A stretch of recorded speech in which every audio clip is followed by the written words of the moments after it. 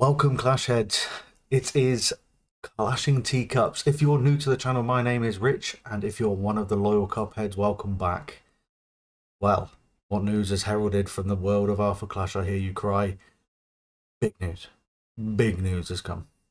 We're going to have a quick discussion. We're not going into massive detail. We're just going to have a quick discussion about what's going on and what to look forward to in the world of Alpha Clash.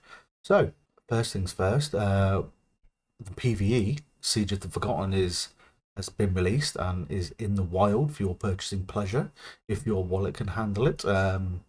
RRP varies. I know in the UK, RRP is around £50 for this PvE experience, and you also have at the same time the release of Spoils of the Forgotten. At Clash and Teacups, we did get a really good preview, sneak peek at Spoils of the Forgotten, so go and check that out if you haven't already done so. We were very excited to see some of the cards that have been released for that, and we haven't seen them all. The ones we have seen have been pretty good, pretty damn good. So, what is Siege of the Forgotten? That's probably a question you're going to ask if you are new to the channel and you are new to Alpha Clash. So, I'm not going to go mad.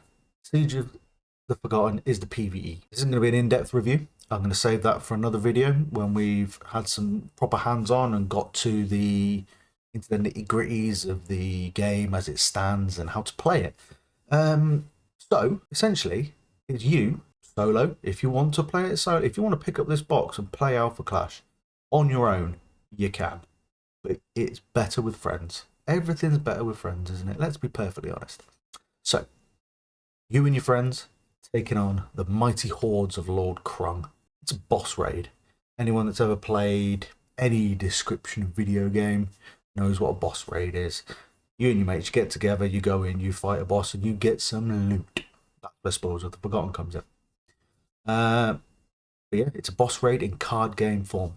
A living, breathing game that can be played, as I said, solo or with friends. It's a great way to introduce your friends.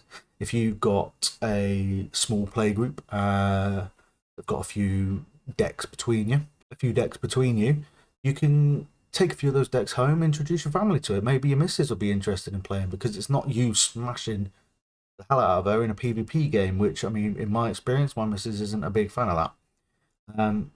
She tries, but I think she'll probably be a bit more open to the PvE board game style of the Siege of the Forgotten. So yeah, take a few of your decks home, or get some few of your decks from at home if you're in a small community. Get some beers, beat a raid boss, and then you can up the ante. There's different difficulty levels. There's heroic, there's colossal mode. You can go further and further into the lore from there, and believe me, there's a lot of lore in this game. And then if they want to, they can get involved in the PvP game, which, I mean, in my opinion, haven't played Siege yet, but as it stands, PvP is my way to play. I like PvP. That may change. If it does, we'll come back to it. So yeah, but there will be a bit more of an in-depth review coming at a later date. We'll get proper hands-on. We'll get into the nitties of it and see what's going on. And PvE aside, there's been some more from the Holy Progenitors. Clashcon 25 has been confirmed. Yes, Clashcon is back. Now, I wasn't a part of the Alpha Clash community when they did the last Clashcon. I want to go to this one, but as I'll explain, it's not really feasible for me at the moment. October this year, October 24th to the 26th in Nashville, Tennessee. And if you're not 100%, that's in the US, the United States of America. I don't really know much about Nashville other than there's a lot of music, and I think is it country and western. Hales is like got its home at Nashville. There's a place called Music City. I don't know if that's actually Nashville. I'm British. I don't know what the big ins and outs of American places, but there's probably quite a lot to do there if you're a music fan. But why would you want to go and see music? You're here for Alpha Clash, so go to Clashcon. So I priced up going to Clashcon, and because I'm in the middle of moving house. Once I got past the £800 mark, it was kind of a no-go for me. And that was before I'd even thought about spending money on food. So, yeah, not really plausible, but maybe next year, maybe next year. There's going to be a lot to see and do. $35,000 in prizes, according to the website. Now, I will leave a link to the website in the comments. So if you want to do a bit more in-depth research on this, go ahead and look at it. The Clash website is full to the brim, and I'm just doing a brief overview. Pro Tour is back at Clashcon. I believe it was at Clashcon last time. It has a different face, though, from what I understand, whereas last time it was just a constructed Pro Tour tournament, as you'd expect any card game to be. This is a mixed game of constructed and draft, which I think is quite interesting.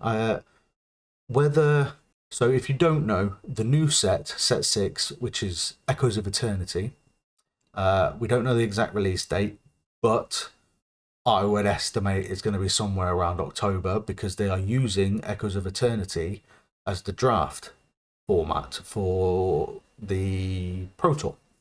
So whereas before we had booster boxes, and I think after set 3, they released the Year of the Dragon box, which was sets 1 and 2 reprinted, some different artwork, just so you could go back, but it was draftable. And you had rules for different draft games, etc. in there. That came out, and there was supposed to be another draft box, aka a bit like Year of the Dragon. I can't remember what they were going to call it, but either way, it's been shelved, and I don't believe they're doing it. But from set 6, all the booster boxes will be draftable, so you can run a draft tournament with a booster box. I mean, that's pretty cool. I believe that means you're going to get more cards in a pack.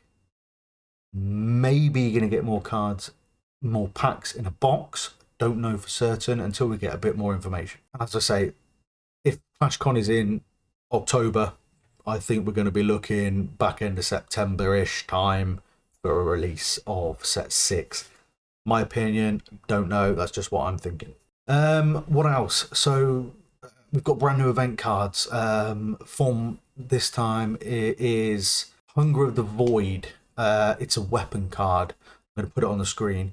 Event cards, they have them at each one. So for our Awakening at the League of Teacup, we had our own event card that gave you, in fact, I'll read it because I've got one here. Essentially, a counter player, you could banish it and draw 2 cards. It was just bonus card draw. But these cards are unique to the event you're at, and each one has a different thing. Hunger of the Void is a weapon that changes things here and there.